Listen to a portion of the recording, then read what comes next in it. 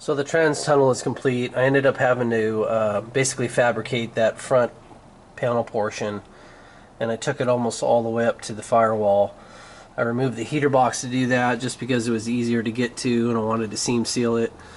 And just to cut away all this dynamat was my biggest challenge, and try to get that rubber off and weld near it. So this is that, I think it's an Alston Chassis Works panel that's meant for the T56 for this car, for first gen Camaro.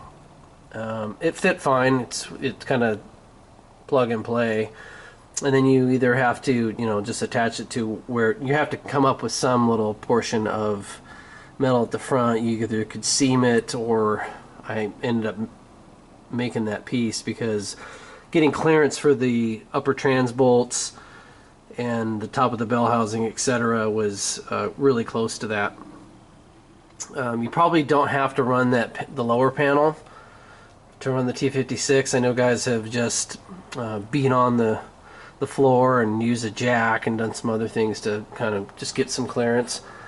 But if there's a Super Chevy article that I'll include in the instructions that I kind of based this off of and just used those photos, it was pretty good. But it was an LS conversion from one of the guys from like Popular Hot Rodding or something. And anyway,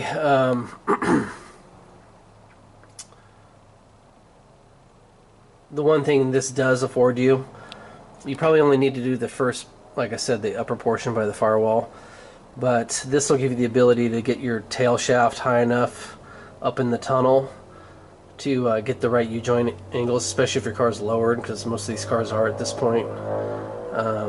And I know I had vibrations with the TKO a little bit, so I'm hoping that I'll have some adjustment. I'll be able to shim it as much as needed. So I think it's worth doing.